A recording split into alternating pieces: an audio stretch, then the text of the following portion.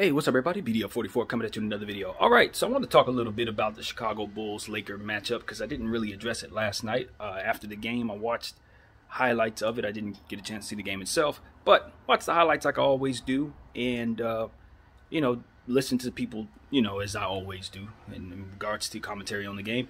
And you know what? Wasn't a whole lot to really say other than the Lakers just didn't have everybody that they needed to compete.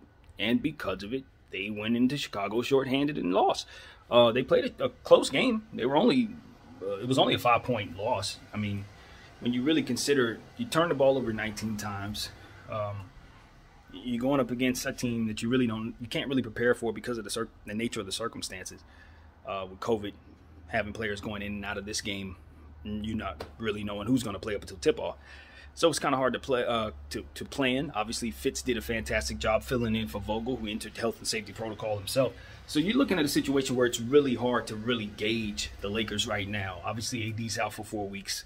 That kind of stuff is just like going to contribute to the Lakers not having a whole lot of success just in general. So as far as I'm concerned, I'm only looking at this game as it pertains to how can the Lakers find something that'll work. Who do you want to keep? Who do you want to let go of? What team will AD be returning to is the question that I have for Rob Pelinka. If you're bringing AD back to the same situation you left in, I don't think it'd be best to bring him back at all, to be completely honest with you. With his health issues and all that's going on with him, I would totally be in support of shutting him down for the entire year if we're not going to make any moves. If we're not going to make anything happen in terms of trade. Because this team is not good enough with him or without him. They're just not. We've discussed why a million times. There are certain things that the Lakers can do to get better. But the most important thing they need to do is to trade Russell Westbrook's contract and get back some role players. If they don't do that very thing, then it doesn't matter what happens with AD. Because we're not going to be good enough. And that's it. So, as far as I'm concerned, until the Lakers do that, they're just a mediocre team. The record is exactly who we are. We are a 500 ball club at this time. I believe at some point we can get to a point where we'll play a little better. As players start to come back from injury. Kendrick Nunn is going to be a guy who I expect to average about 15 points a game. That's going to be a substantial 15 points when he gets back into what it is that we do. Obviously, we're bringing in Isaiah Thomas. He's played great. I'm assuming we're going to probably end up signing him for the rest of the season. If we are able to, I think we'll be happy for that. Trevor Ariza's back. We saw him hit a nice 3 in the game. So we're starting to get healthier in some areas where we need to. And hopefully that'll get us to a point where we can maintain our at least 500 status. At the very least, we can stay above that. So, you got to like how the Lakers put forth effort. Now, execution wasn't great. Obviously, we had 19 turnovers. Y'all know the magic number here is 14. Anytime we get 14 or less, I think we have an opportunity to win. And if they go over 14, chances are the game did not go in the Lakers' favor. So, for me, that's all that tells the story for us.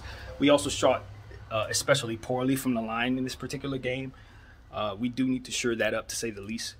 And I'm hopeful that the Lakers understand the importance of not punting the free throw, especially when you're a bad defensive team. You're giving up too much. If you're gonna be giving up easy buckets, you can't be letting the free ones go also. So those are things that kind of go hand in hand, even though people don't look at it that way. I look at it like this: if you're a bad free throw shooter and a bad defensive ball club, you probably lost most of the games you're in. Or if you're a bad free throw shooter and a bad defensive player, chances are you're not contributing to a whole lot of success. And this is another thing that we need to talk about, because it's been brought to my attention via Undisputed, because I wasn't paying attention to the stats in this regard. But Russell Westbrook shooting under 65% from the line. Didn't recognize that. Didn't realize that. But he is not a good enough defensive player to be shooting that poorly from the line. Hand in hand, we give up too many buckets. Easy buckets for us to be that poor from the line. And look, he turns the ball over too much for him to be this poor from the line as well. You see what I'm saying? There's too much going on in the negative column there. Even with him playing well, with those being the stats, you could totally see where it does hurt the team. And this is why I'm on this bandwagon as well. I just think that at the end of the day, God bless us. We tried to bring Russie home. We got him a chance to play in this Laker uniform. We were going after it, but the roster that we constructed was just not able to hold enough of the load for this team to make it through the short term. The timeline made it so that we didn't have time to wait on it to get together, and we just had to do what we had to do. That's what the history of this team should be as we trade this man right away, because it needs to happen, man. It needs to happen. This contract is going to get worse as it continues to grow, and if there's any way you can get out from under it, the sooner the better. This is not something that you could look at and say, well, it may have been a mistake, but we're not quite sure we want to say it's a mistake because that makes us look like we didn't do the right thing. You didn't do the right thing. Simple as that. You made a mistake. That's it. And look, part of the problem is the fact that Anthony Davis has regressed the way that he has and has not been healthy. I always said at the beginning, if he doesn't play well, I said this in the summertime, if he's not himself, this falls apart. And that's exactly what happened. He hasn't been himself.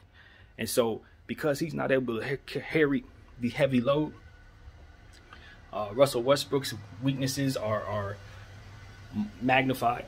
Our roster weaknesses magnified. LeBron's age magnified. All of that stuff just gets a closer, magnifying glass placed on it because of the fact that Anthony Davis isn't able to hold it all together and be who he was for the New Orleans Pelicans. So because no one wants to trade AD, because that's a different conversation to have than just getting rid of Russell Westbrook, unfortunately, because of his status, his age, and ultimately what it took to get him.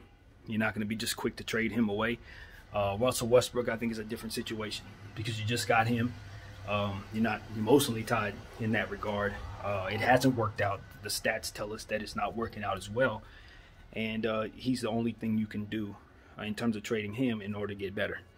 From a cap standpoint, we understand this. So, yeah, man, that's the move. That's the move. That is the move. And I'm sorry that it has to be this way. In a perfect world, Russell Westbrook's only making like $20 million on the contract. We'd be able to keep it. You're not in a rush to get rid of him based on his production or the way that he's played. Some would argue, yeah, we could do better without him. I would not argue that, not from just him being a basketball player, based on the fact that he has a lot of energy that we can't seem to manifest anywhere else, right?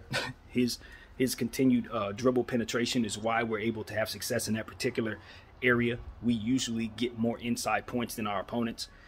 I think that's a direct stat that's accredited to him and his relentlessness at driving at the basket.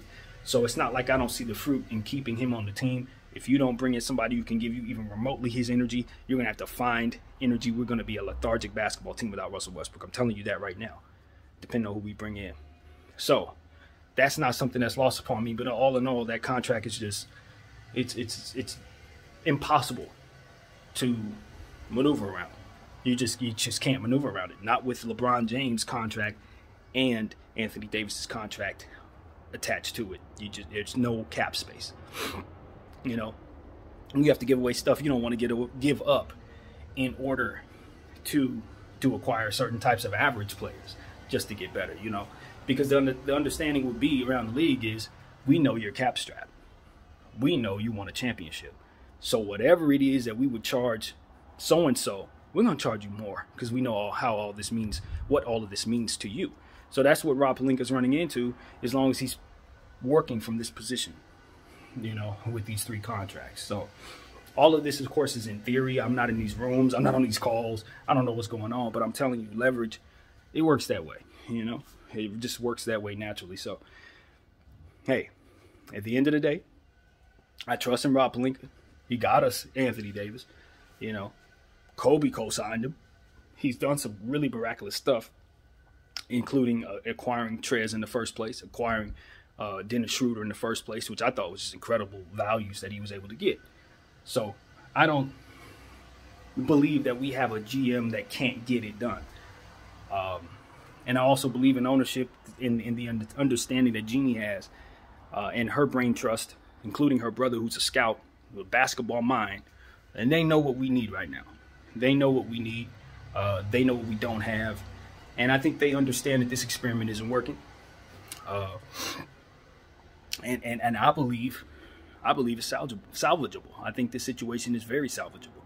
The Anthony Davis, LeBron James tenure is not done at all. Now AD's going to have to get healthy and get better and be better.